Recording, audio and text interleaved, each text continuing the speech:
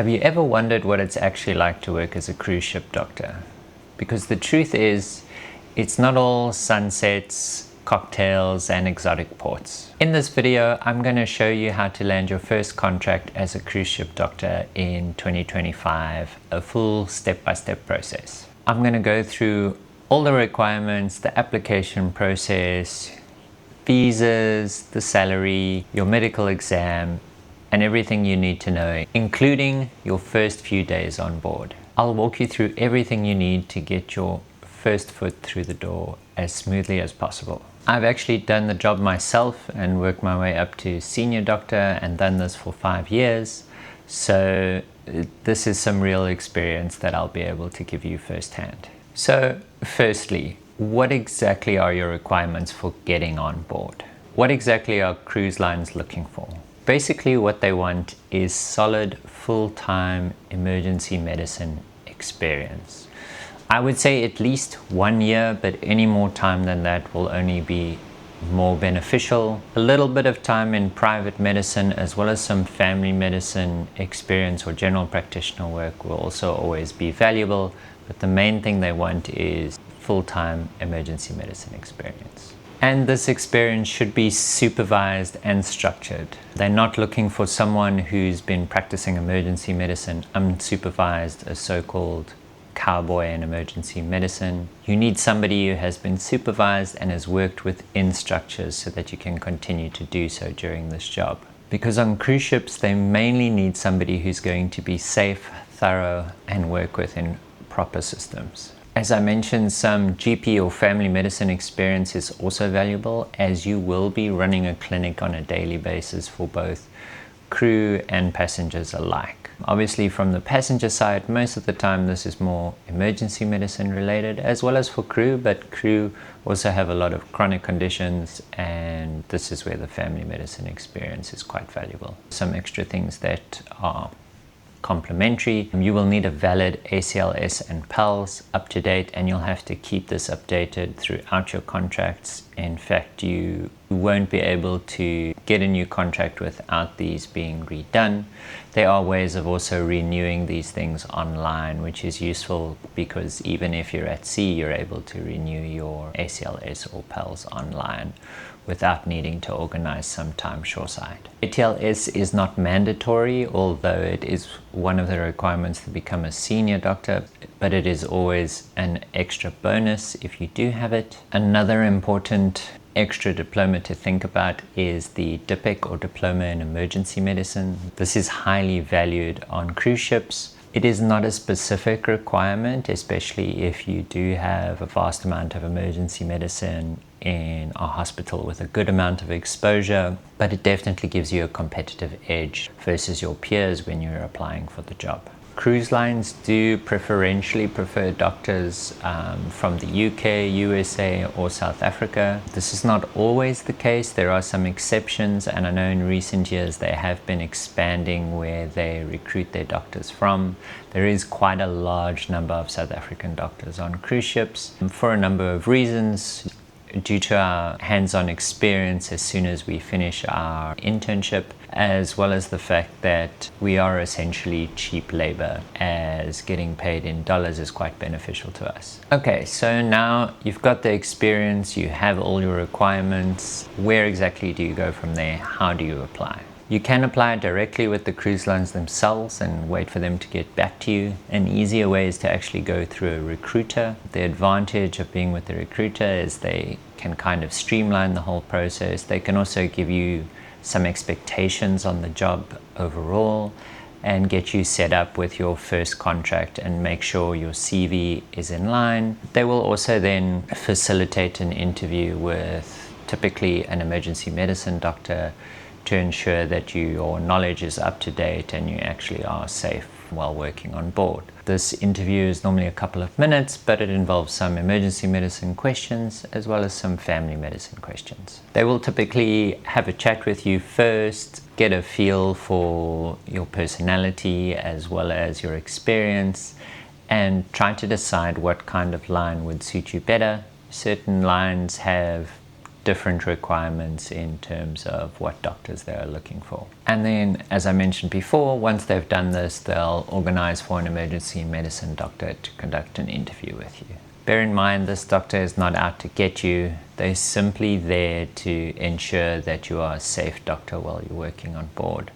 I had a really nice interviewer who had a cat who was walking on her keyboard while conducting the interview, but she was very nice, very helpful, and the actual interview process was not stressful at all. Obviously, once you've passed all of this, then they will decide which cruise line best suits you, and they'll start facilitating to getting your first contract on board ships. So some other extras you'll need is, obviously, you're going to need a CV with everything on there. You're going to need your medical degree. You're going to need a currently updated HPCSA application. You do not need a indemnity insurance for working on cruise ships, as generally they are covering you for any kind of incidents on board and it does not go directly to you. Then nextly, what are you going to need in terms of admin? Firstly, your visa. You're going to need what's called a C1D visa, which is a type of visa through the US. This is essentially a transition visa for crew members as they go from port to port. This allows you to go to various ports without having to acquire additional visas for every single port. Bearing in mind, this doesn't just give you free rein to use that visa to travel as much as you want. This visa is only valid while you're working on board during a contract. Also, while you're traveling on board during your contract, there can be certain restrictions in different countries depending on your nationality. For instance, I know some nationalities when entering US for the first time are not allowed ashore on their first contract. This is purely due to flight risks. Also, for instance, when I went to Bora Bora the first time, I know South Africans were also not allowed ashore on their first contract. There are a few nuances which you kind of pick up as you go along, but in general, the C1D visa is enough to get you by, at least on the areas that I was sailing in. Secondly, you're going to need your cruise ship medical. Once again, this depends on what cruise line you're on and what their flag state is. But essentially, you can think of this as your passport to sail. Without this, you are not allowed on board, you are not allowed to sail. You need to renew this every 2 years, normally done in your own country of origin. It should last you for 2 years if you're completely healthy. If you do have some comorbidities, this doesn't exclude you from working on cruise ships, but it can limit your medical. For instance, your 2-year medical may now instead only be valid for 15 months if you have high blood pressure. If you have high blood pressure that's uncontrolled, they may only make it valid for 12 months, and you have to continuously get this renewed while working on board. The medicals will make a lot more sense once you're actually working on board, because as the cruise ship doctor, you'll actually be reviewing all of the medicals for all the crew when they come on board. So you'll eventually get quite a good feel as to how the cruise ship medical system actually works. Once you've got your medical and your visa sorted, then essentially all you need is your contract, which typically your recruiter will organize for you through an agent who will supply you with your first contract to start at sea. So next up, and probably what a lot of you want to hear, what is the salary when you're actually on board? So this is just a ballpark figure, but once again, this also varies depending on what cruise line you are. At least on the cruise line that I was on, as a starting crew doctor, you earned about $9,500 per month as you joined your contract. Later on, once you got to a more senior position, your salary would then increase to about $12,000 per month. Bearing in mind, this is only when you're actually working on your contract. So when I was at home off for about 6 weeks or so, you do not get a salary. This is only when you're actually on contract, but the salary is honestly amazing, you know, compared to a South African doctor's salary, obviously depending if you're a specialist or not. This is almost 2 to 3 times as much as what you would earn working back home. So that's really great. Another huge advantage is that if you do at least 2 contracts in a year, you'll normally fit the criteria for being completely exempt from tax in South Africa. This is only valid for the first 1.25 million rand that you earn within a 12-month period. The other advantage is while you're on board, you have no expenses at all. Everything is covered from your food, your lodgings. Obviously, if you're shoreside and you want to spend money on food or buy souvenirs, etc., those are some expenses, but your expenses are essentially minimal. So financially, at least from a South African point of view, it's a huge financial upgrade for a South African doctor. Then next, what does your daily life look like on board cruise ships? Essentially, you are typically one of two doctors, a senior doctor, and you would be crew doctor as you join. Your team will also typically consist of 3 to 4 nurses, and depending on your line, you may have 2 paramedics on board as well. Your daily life consists of essentially running a clinic morning and afternoon. Outside of those hours, you're essentially only needed for emergency services. So with the 2 doctors, you normally take turns being on call. If you're not on duty, then you are actually free to do whatever you want. You can relax, you can go to the gym, you can go ashore to explore the port if you're in a port, as long as you are actually back for those clinic hours. You also have some other duties outside of clinic. There may be extra admin that you'd be required to do. And also bear in mind, you are on a cruise ship, meaning you don't have to only follow the rules of the medical center, you also have to follow the rules of the cruise ship itself. This means you do have to participate in some emergency drills and extra training that you may not be used to within your typical medical practice. This will be something quite new, but it is a requirement not just for you, but for every crew member on board. So with that being said, you have to realize that you do have to be ready for an emergency at any time. You never really are completely off duty. If there is a big emergency, even if you're off duty, you will often be required to assist.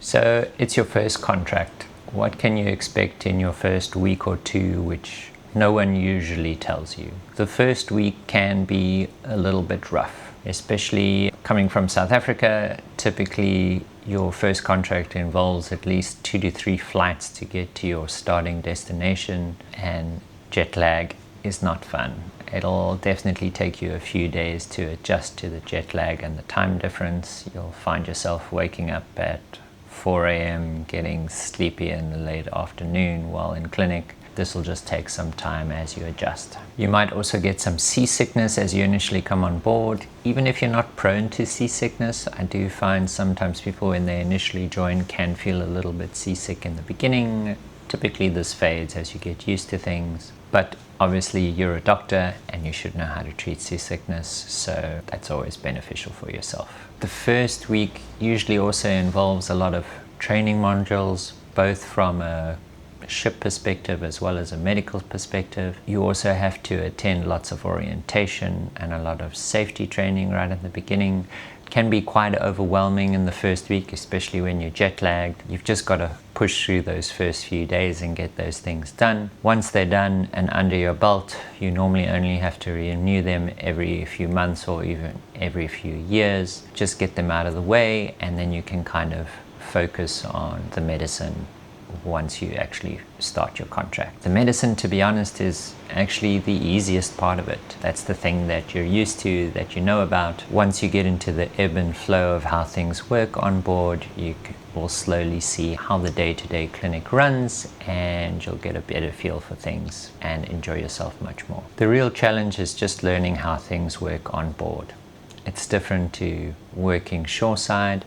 There's just a few nuances that you learn, and those things just take time. Bearing in mind, you're never ever going to be alone. You're always going to have a senior doctor there with you, or even senior nurses who are going to help you along the way. Someone will always be there to help you. And typically, just keep a bit of an open mind when you start working there. Remember, you're not working at home anymore. You're not working in an under-resourced area. You'll have ample resources on board, so use them to your advantage for your patients.